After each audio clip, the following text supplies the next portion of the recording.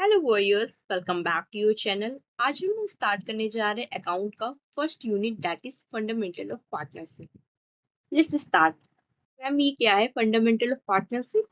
आपने class 11th में पढ़ा होगा सोल प्रोप्राइटर और सोल प्रोप्राइटरशिप।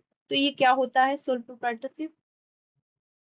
सिंगल ओनरशिप, और we can say single owner of business. खुद के बिजनेस का अकेला एक मालिक होता है जिसने अकेले ही इन्वेस्टमेंट किया उस बिजनेस में। रिस्क और रिवॉर्ड उसी सिंगल पर्सन को होगा जिसने बिजनेस स्टार्ट किया है, जिसमें बिजनेस में इन्वेस्टमेंट किया है। प्रॉफिट हो या लॉस हो उस बिजनेस से, वो सिंगल पर्सन ही बियर करेगा। तो that is sole proprietorship. Now we have to see a transition from sole proprietor to partnership. इसी सोल प्रोप्राइटरशिप की हेल्प से हम पार्टनरशिप समझेंगे।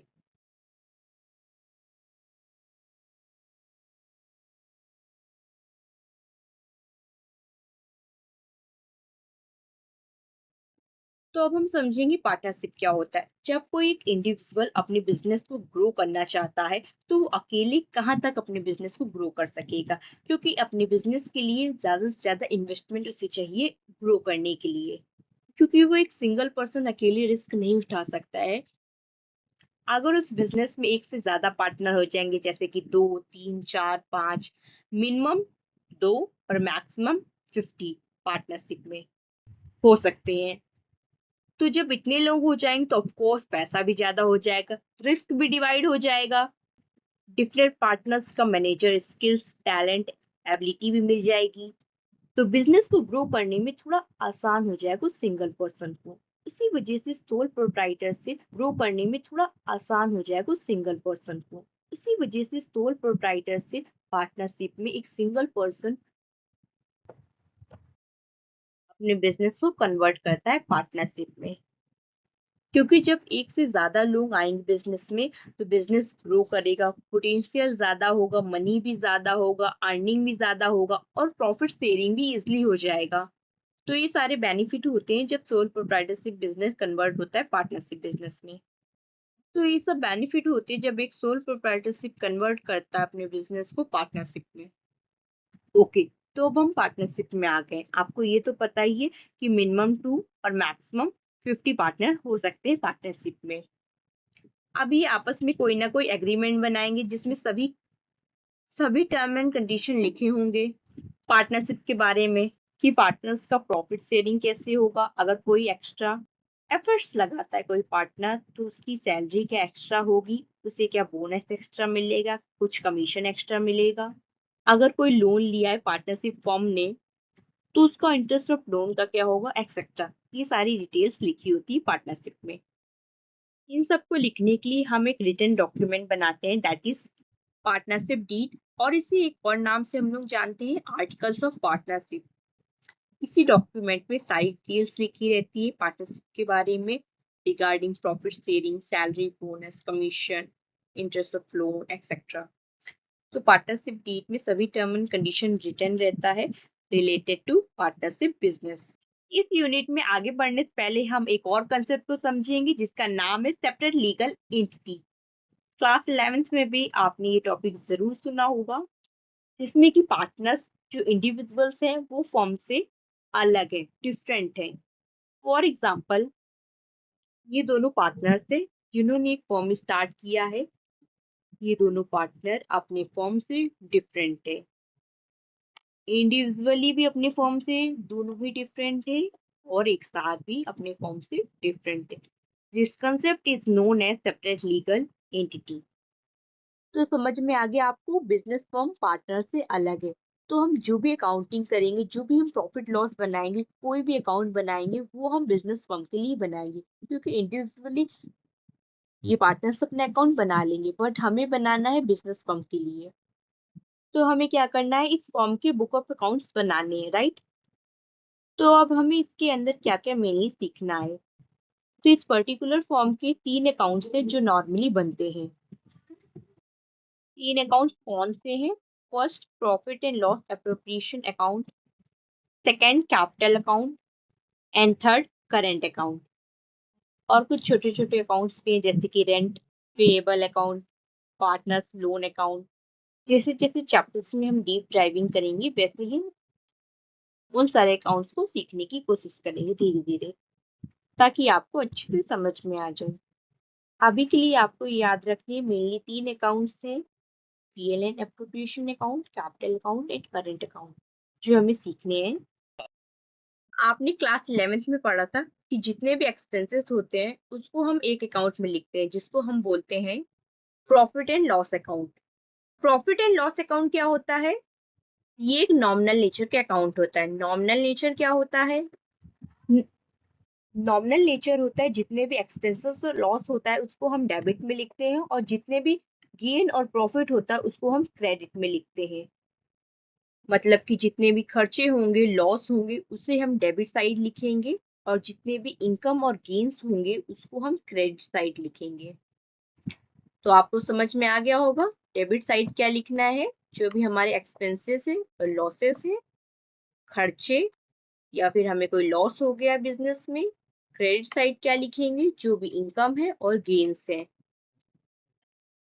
तो प्रॉफिट एंड लॉस अकाउंट आपको समझ में आ गया। ये एक नॉमिनल नेचर का अकाउंट होता है, और नॉमिनल नेचर क्या होता है? डेबिट साइड हम सभी एक्सपेंसेस और लॉसेस को लिखते हैं, और क्रेडिट साइड सभी गेन और प्रॉफिट को लिखते हैं, और जो भी इनकम्स हुई है बिजनेस में। कई स्टूडेंट्स को ये कंफ्यूजन होता है कि डेबिट साइड किधर होता है, क्रेडिट साइड किधर होता है, मतलब लेफ्ट हैंड साइड में लिखेंगे या फिर राइट हैंड साइड में लिखेंगे। लेफ्ट हैंड में डेबिट साइड, राइट साइड में क्रेडिट साइड। कई स्टूडेंट को ये भी कंफ्यूजन रहता है कि बाई किधर लिखते हैं, ट्रू किस साइड रहता है, मतलब लेफ्ट हैंड साइड में या राइट हैंड साइड में। मेरे कई स्टूडेंट को कंफ्यूजन थी। तो बहुत ही सिंपल, आप इस तरह समझ सकते हैं, याद कर सकते हैं अपने माइंड में कि हम सब ने एप्लीकेशन कभी ना कभी लिखी है। तो ये जो टू वर्ड था, ये किस साइड हम लोग लिखते थे बताइए? लेफ्ट हैंड साइड में। तो वेरी सिंपल, इस साइड में टू आएगा और दूसरे साइड में बाई होगा। ओके, तो इसमें भी यही है, टू हमारा लेफ्ट साइड में और बाई इसका अपोजिट, जो है टू का अपोजिट बाई राइट साइड पे। अब स्टार्ट करते हैं प्रॉफिट एंड लॉस अकाउंट। तो यहाँ पर शुरुआत होती है ग्रॉस प्रॉफिट ब्रॉट डाउन के साथ। प्रॉफिट एंड लॉस अकाउंट की शुरुआत होती है ग्रॉस प्रॉफिट ब्रॉट डाउन। अब फिर आप फर्म को होने वाली जितनी भी इनकम होती है, जैसे कि बाय ऑल इनकम्स लिखा है मैंने, जैसे कोई रेंट रिसीव हुआ है, कोई इंटरेस्ट रिसीव हुआ है, तो फर्म को कोई रेंट मिला, इंटरेस्ट मिला, डिस्काउंट मिला, कमीशन मिला, बैड डेट रिकवर मिला, ये सब जो है इनकम जो भी फर्म को हुई वो इस साइड हम लिखते हैं। बीडीआर आप लोग फुल लिखिएगा, बैड डेट रिकवर। उसके बाद हम इस साइड क्या लिखते थे? टू से स्टार्टिंग करते थे, अभी मैंने बताया। और डीआर में मैंने डेट इज डेबिट में क्या लिखते थे?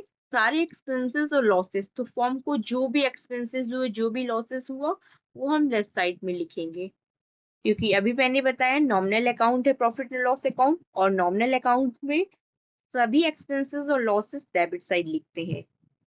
तो फर्म को कोई भी खर्चे होंगे हम डीआर साइड में लिखेंगे।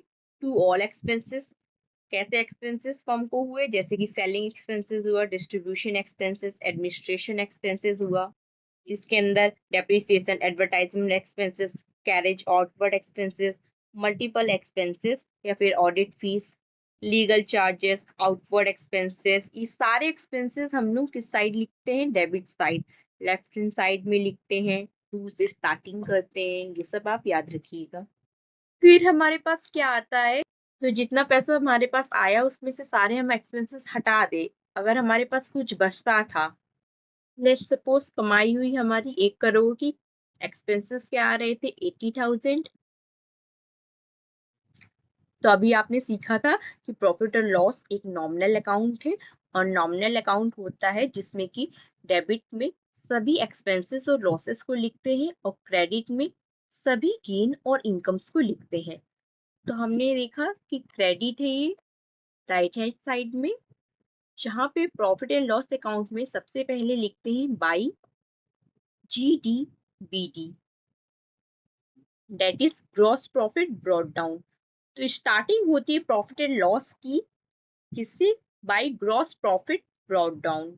आपके पास जो भी GD आता है, फिर हम लिखते हैं सभी इनकम, फॉर्म को जो भी इनकम हुए हैं, जैसे कि रेंट हो गया, इंटरेस्ट हो गया, फॉर्म को कोई इंटरेस्ट मिला, डिस्काउंट मिल गया है, उन्होंने कोई रॉ मटेरियल परचेज किया है, उसमें जो है कोई डिस्काउंट मिल गया, कमीशन मिल गया है। BDRD मतलब बैड डेट्स रिकवर, आप ये पूरा लिखिएगा, not short form, bad debt recover. अब हम आगे बढ़ते हैं। फॉर्म में जब कुछ प्रॉफिट हो रहा है, कुछ गेन हो रहा है, तो हमने क्रेडिट साइड लिख दिया। अब कुछ ना कुछ लॉस भी तो फॉर्म को होगा, एक्सपेंसेस भी फॉर्म के होंगे कि उन्होंने कुछ एडवर्टाइजमेंट कराया है, कुछ बेचा है, तो जो है सारे एक्सपेंसेस जो होते हैं वो डेबिट साइड लिखते हैं। ओके, अब मैं ये बता दे रही हूँ, जो स्टूडेंट्स को कंफ्यूजन रहता है कि बाई किस साइड लिखेंगे, टू किस साइड लिखेंगे, तो आप सबने एप्लीकेशन लिखा होगा, तो टू किस साइड आप लोग लिखते थे, लेफ्ट हैंड साइड में। यहाँ पर भी अकाउंट्स में भी टू जो है हम लेफ्ट हैंड साइड में लिखेंगे। ओके, तो इसका opposite by right hand side में। और DR आप लोग याद रखिएगा, ये भी हम लिखते हैं राइट हैंड साइड में, सॉरी लेफ्ट हैंड साइड में। तो सारे एक्सपेंसेस जो है, सारे खर्चे डेबिट साइड में लिखते हैं। सारे एक्सपेंसेस मतलब कि selling expenses, distribution expenses, administrative expenses या depreciation, advertisement, carriage outward, multiple expenses, वो सब जो डेबिट साइड में लिखते हैं। या फिर ऑडिट फीस हो गई, लीगल चार्जेस, आउटवर्ड एक्सपेंसेस, ये सारे एक्सपेंसेस हम टू साइड मतलब डेबिट साइड में लिखेंगे। ये आपके पास टोटल इनफ्लो हुआ, ये इनकम थी, और ये आपके सारे एक्सपेंसेस, तो जो बचेगा वो हम लिखेंगे to net profit. For example business का इनकम हुआ 1 करोड़, ओके, एक्सपेंसेस कितना हुआ 80 लाख, तो प्रॉफिट कितना हो जाएगा, नेट प्रॉफिट 20 लाख। अब ये नेट प्रॉफिट जब सोल प्रोप्राइटर होता था तो वो अपने पास रख लेता था, क्योंकि इंडिविजुअल सिंगल ओनर होता था। अब यहाँ पर पार्टनर है, तो इस प्रॉफिट का बंटवारा होगा, डिवाइड करेंगे पार्टनर अपने में। तो इस प्रॉफिट को बांटने के लिए जो अकाउंट बनाया जाएगा वो अकाउंट होगा profit and loss appropriation account. Account बनाया जाएगा वो अकाउंट होगा profit and loss appropriation account. तो समझ में आ गया, प्रॉफिट बांटने के लिए जो अकाउंट बनाते हैं उसको बोलते हैं profit and loss appropriation account, PLN account. उसे बोलते हैं profit and loss appropriation account. तो आपको समझ में आ गया होगा। इन शॉर्ट एक बार फिर से समझिए, प्रॉफिट एंड लॉस अकाउंट बनाया हमने, उसमें हमें नेट प्रॉफिट मिला, फॉर्म को जो है प्रॉफिट मिला। अब वो प्रॉफिट हम डिवाइड करेंगे पार्टनर्स के बीच में।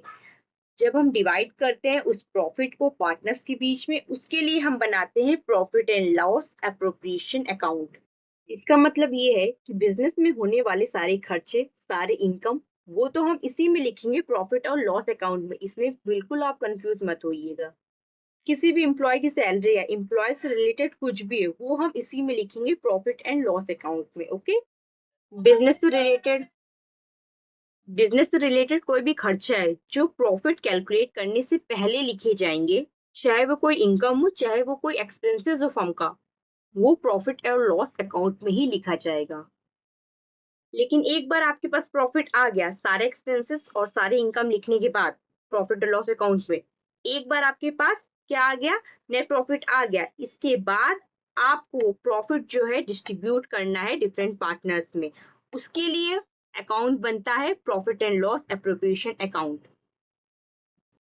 रिलैक्स स्टूडेंट, आपको घबराने की जरूरत नहीं कि आपने एप्रोप्रिएशन वर्ड देख लिया कि कुछ ट्रिकी होगा। बस जो हमने प्रॉफिट लॉस अकाउंट पढ़ा है उसी का एक्सटेंशन है, इसीलिए इसको कहा जाता है it is called an extension to profit and loss account. Profit और लॉस को थोड़ा सा एक्सटेंड कर दो तो हमें मिल जाएगा प्रॉफिट और loss appropriation account. Profit and account, इसीलिए profit and loss appropriation account भी नॉमिनल नेचर का है, जो कि हमारा प्रॉफिट और लॉस अकाउंट भी नॉमिनल नेचर का था, और ये भी profit and loss appropriation account भी नॉमिनल नेचर का है। तो इसका क्या मतलब हुआ कि ये जो नॉमिनल नेचर का है, डेबिट जो है किस साइड लिखा जाएगा, इस साइड डेबिट लिखेंगे जहां पर हमें सारे एक्सपेंसेस और सारे लॉसेस लिखने हैं, और इस साइड क्रेडिट रहेगा जहां पर हमें सारी इनकम्स लिखनी है, सारे गेन्स लिखने हैं। अब आप कंफ्यूज हो रहे हो कि खर्चे इनकम बचे ही का, प्रॉफिट और लॉस अकाउंट जो हमने बनाया तो उसी में लिख दिया गया था खर्चे इनकम सारे। अब यही आपको ध्यान से समझना है, आपको समझ में आता जाएगा। देखिए, तो सबसे पहले हम नेट प्रॉफिट ले आए हैं, पीएलएन अकाउंट से, तो हमने लिख लिया है by PL account net profit. Profit और लॉस एप्रोप्रिएशन अकाउंट की यहीं से शुरुआत होती है। कैसे? जब हम नेट प्रॉफिट लिखते हैं बाई साइड। अब आगे समझिए इस डायग्राम से। मैंने बताया था कि पार्टनर्स अलग है और फॉर्म अलग है। अब इन दोनों पार्टनर्स ने फॉर्म में पैसा लगाया है, इसे हम क्या बोलते हैं? कैपिटल। इस पैसे को, कोई भी पैसा एक इंडिविजुअल अपने फॉर्म में लगाता है उसे हम क्या बोलते हैं? कैपिटल। कोई पार्टनर्स किसी फॉर्म में पैसे लगाते हैं उसे हम कैपिटल बोलते हैं। अब ये पार्टनर्स फॉर्म को बोलेंगे कि अगर हम यही पैसा बैंक में लगाते, एफडी में लगाते, म्यूचुअल फंड्स में लगाते तो मुझे कुछ इंटरेस्ट मिलता, तो आप भी इंटरेस्ट दो। तो ये पार्टनर्स फॉर्म से बोलेंगे कि हमारी कैपिटल पे आप भी इंटरेस्ट दो। इसके लिए फर्म को कुछ पैसे देने पड़ते हैं पार्टनर्स को, तो उसे हम क्या बोलते हैं? Interest on capital. ओके। अब इंटरेस्ट ऑन कैपिटल फर्म के लिए क्या है? फर्म से पैसा जा रहा है पैसा, तो क्या मतलब? एक्सपेंसेस है। अगर पैसे आ रहे हैं तो फर्म के लिए गेन है, लेकिन यहाँ पैसे जा रहे हैं, इसलिए बिजनेस के लिए, फर्म के लिए ये एक्सपेंसेस है, इंटरेस्ट ऑन कैपिटल। अगर ये हम डेबिट और एक्सपेंसेस एंड लॉसेस के तहत सोचे तो प्रॉफिट में ही पैसा जा रहा है, भले दूसरे नाम से जा रहा है, प्रॉफिट से पैसा जा रहा है। दूसरे नाम क्या है? Interest on capital. तो आपको ये तो समझ में आ गया, इंटरेस्ट ऑन कैपिटल एक्सपेंसेस है बिजनेस के लिए, क्योंकि बिजनेस से पैसा जा रहा है, और हम सारे अकाउंट्स जो है बिजनेस के लिए बना रहे हैं। आप सिंपल इस तरह भी समझ सकते हैं, सिर्फ समझने के लिए आप खुद को बिजनेस समझ लीजिए। आपके लिए क्या? बिजनेस से पैसा जा रहा है, भले हमें पार्टनर्स को दे रहे हैं, पार्टनर्स के पास ही जा रहा है, लेकिन हमारे लिए तो एक्सपेंसेस है। अगर हम डेबिट और एक्सपेंसेस एंड लॉसेस के तहत सोचे तो ये जो है प्रॉफिट से ही पैसा जा रहा है, भले प्रॉफिट की नेम से नहीं जा रहा है, प्रॉफिट से पैसा जा रहा है। तो हम लोग क्या करते हैं, जो भी हमारे पास प्रॉफिट आया है उसको कुछ छोटे छोटे पार्ट्स में हम डिवाइड करते हैं। जैसे कि इंटरेस्ट ऑन कैपिटल दे दिया, किसी ने एक्स्ट्रा काम किया उसको एक्स्ट्रा सैलरी दे दिया, किसी को बोनस मिल गया, किसी को कमीशन मिल गया प्रॉफिट में से कुछ हिस्सा हमने फ्यूचर के लिए सेव कर लिया, उसे हम बोलते हैं रिजर्व। एज्यूम करो आपके पास वही 20 लाख का प्रॉफिट आया था, कुछ इंटरेस्ट ऑन कैपिटल चला गया, सपोज करो 2 लाख इंटरेस्ट ऑन कैपिटल में दे दिया, 1 लाख हमने सैलरी में दे दिया, बोनस भी 2 लाख और कमीशन भी 2 लाख कर दिया। कुछ हमें फ्यूचर के लिए भी रख लेना चाहिए, सपोज हमने 3 लाख रख लिया। तो ये जो 20 लाख है, ये जो है बटा तो पार्टनर्स में ही है, भले पार्टनर को सैलरी कभी दे दिया, कभी कमीशन के रूप में दे दिया, कभी जो है बोनस में दे दिया, तो नेम भले अलग हो गए हो, लेकिन प्रॉफिट का ही पार्ट है, प्रॉफिट से ही गए हैं ये सब सैलरी बोनस कमीशन। अल्टीमेटली ये सब जो है पार्टनर्स का ही पैसा है और पार्टनर्स में ही बट रहा है, भले प्रॉफिट की नेम से नहीं, इंटरेस्ट ऑन कैपिटल की नेम से हो सकता है, कभी सैलरी की नेम से हो सकता है, कभी बोनस कमीशन, और ये जो रिजर्व हमने फ्यूचर के लिए रख लिया। इन सबको जब हम ऐड करेंगे तो कितना आ रहा है? 10 लाख। 10 लाख इस 20 लाख से जो है माइनस किया तो कितना आया? 10 लाख। ये जो 10 लाख आया है उसको हम बोलते हैं डिविजिबल प्रॉफिट। क्या बोलते हैं? Divisible profit. ओके, मतलब ये वो वाला प्रॉफिट है जिसको हमें प्रॉफिट की नेम से ही डिवाइड करना है। बाकी ये सब भी प्रॉफिट था, लेकिन ये अलग अलग एक्टिविटीज से अलग अलग नाम के प्रॉफिट डिस्ट्रीब्यूट हुए। तो इस प्रॉफिट का ही अलग अलग नामों से जो है डिस्ट्रीब्यूशन हो रहा है, आप बिल्कुल कंफ्यूज मत होइएगा। डिस्ट्रीब्यूट प्रॉफिट ही हो रहा है पार्टनर्स में, बस प्रॉफिट की नेम अलग हो गया, कभी बोल दिया गया इंटरेस्ट ऑन कैपिटल जा रहा है, कभी सैलरी बोनस कमीशन या फिर डिविजिबल प्रॉफिट। तो आपने अभी आईओसी टॉपिक पढ़ा कि पार्टनर अगर फर्म को कैपिटल दे रहे हैं तो वो फर्म से क्या लेते हैं? Interest on capital. इसी तरह ड्राइंग में भी होता है, अगर पार्टनर ने बिजनेस से पैसे निकाले हैं तो बिजनेस को भी इंटरेस्ट ऑन ड्राइंग देना होता है, मतलब पार्टनर देता है बिजनेस को इंटरेस्ट, किसमें? ड्राइंग में। जब बिजनेस से पार्टनर पैसे निकालता है तो उसको हम बोलते हैं ड्राइंग्स। ओके। और इस ड्राइंग पे पार्टनर्स को बिजनेस में इंटरेस्ट देना पड़ता है, तो उसे क्या बोलते हैं? Interest on drawing. ऐसा क्यों? जब भाई पार्टनर बिजनेस को पैसा दे रहा था, कैपिटल जिसे हमने कहा था, तो बिजनेस ने भी तो कुछ इंटरेस्ट दिया था पार्टनर्स को, इंटरेस्ट ऑन कैपिटल, उसी तरह यही टॉपिक है इंटरेस्ट ऑन ड्राइंग भी। भाई बिजनेस बोल रहा हम आपकी कैपिटल में इंटरेस्ट दे रहे हैं, तो आपने हमारे फर्म से हमारे बिजनेस से पैसे निकाले, पार्टनर से कहा, तो पार्टनर को भी इंटरेस्ट देना होगा उस ड्राइंग पे। तो बिजनेस के पास जो भी इंटरेस्ट ऑन ड्राइंग आया, मतलब बिजनेस के पास पैसा आ रहा है, तो क्या हुआ, बिजनेस के लिए गेन हुआ, क्रेडिट हुआ। तो इंटरेस्ट ऑन ड्राइंग किस साइड लिखेंगे, क्रेडिट साइड में, क्योंकि फर्म के पास पैसे आ रहे हैं, फर्म के लिए गेन है, और all the gains are credit side we return. तो profit and loss appropriation account में इंटरेस्ट ऑन ड्राइंग हम बाई साइड, क्रेडिट साइड लिखेंगे। इंटरेस्ट ऑन ड्राइंग हमने बाई साइड लिखा क्योंकि फर्म के लिए ये गेन है। तो अगर ए पार्टनर ने निकाला है और बी पार्टनर ने निकाला है, तो दोनों ही के लिए बाई इंटरेस्ट ऑन ड्राइंग ए और बी। टोटल फर्म के पास इतना प्रॉफिट हो गया है। ये प्रॉफिट कहाँ कहाँ से मिला है, नेट प्रॉफिट से और इंटरेस्ट ऑन ड्राइंग से, दो जगह से फर्म को प्रॉफिट मिला है। तो ये जो टोटल प्रॉफिट है, इसको फर्म जो डिस्ट्रीब्यूट करेगा, जिसके नेम अलग हो सकते हैं, जैसे कि इंटरेस्ट ऑन कैपिटल, रिजर्व, कुछ भी फ्यूचर के लिए अगर सेव कर रहा है फर्म वो पैसा, अगर किसी को सैलरी देना है या फिर बोनस देना है या कमीशन देना है, उसमें भी पैसा चला जाएगा। और इसके बाद डिविजिबल प्रॉफिट आता है। डिविजिबल प्रॉफिट में क्या रहता है, ये जो टोटल प्रॉफिट है और ये टोटल एक्सपेंसेस को माइनस करेंगे, मतलब इस पार्ट की टोटल को और इस पार्ट की टोटल को माइनस करेंगे, जो अमाउंट आएगा वो हम लिखेंगे डिविजिबल प्रॉफिट में। फॉर एग्जाम्पल यहाँ पर टोटल आ रहा था 1000 और इधर का टोटल आ रहा था 500। तो डिविजिबल प्रॉफिट में जब हम माइनस करेंगे तो क्या लिखेंगे, 500। 500 माइनस किया तो डिविजिबल प्रॉफिट में फर्म के पास टोटल प्रॉफिट आ गया। कहाँ से आया है, नेट प्रॉफिट से और इंटरेस्ट ऑन ड्राइंग से। अब इस टोटल प्रॉफिट को फर्म डिस्ट्रीब्यूट करेगा, बस इसके नेम अलग हो जाएंगे, जैसे कि इंटरेस्ट ऑन कैपिटल में डिस्ट्रीब्यूट करेगा फर्म, रिजर्व में डिस्ट्रीब्यूट करेगा। रिजर्व क्या, कुछ फ्यूचर के लिए हमने सेव करके रखा है। अगर किसी पार्टनर ने एक्स्ट्रा वर्क किया है, एक्स्ट्रा एफर्ट लगाया, तो उसको सैलरी दिया जाएगा, बोनस दे सकते हैं, कुछ कमीशन मिल सकता है किसी पार्टनर को। ओके, इसके बाद आता है डिविजिबल प्रॉफिट। डिविजिबल प्रॉफिट में वो अमाउंट लिखते हैं जो कि इन दोनों का डिफरेंस रहता है, इस पार्ट का मतलब प्रॉफिट का और बचा हुआ ये सारे एक्सपेंसेस का। फॉर एग्जांपल यहाँ पे टोटल आ रहा था, वेट,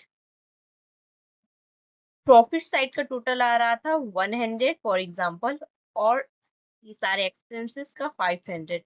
तो जब हम डिफरेंस निकालेंगे 100 माइनस 500, तो डिविजिबल प्रॉफिट क्या आएगा, 500। तो डिविजिबल प्रॉफिट में दोनों पार्ट का डिफरेंस हम लिखते हैं यहाँ पर 100, 500 प्लस 500 टोटल। ओके, तो डिविजिबल प्रॉफिट में प्रॉफिट साइड का और एक्सपेंसेस साइड का डिफरेंस लिखते हैं। डिफरेंस लिखने के बाद हम इसे कंप्लीट कर देंगे। तो profit and loss appropriation account इस तरह से सॉल्व करेंगे।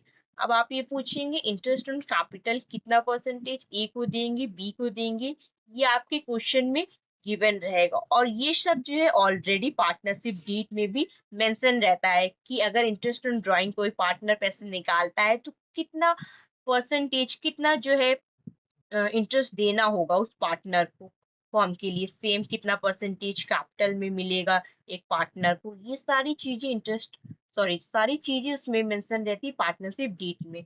अगर जो है पार्टनरशिप डीड ही ना हो, किसी ने बनाई ना हो, तो क्या करेंगे ये हम समझेंगे अभी।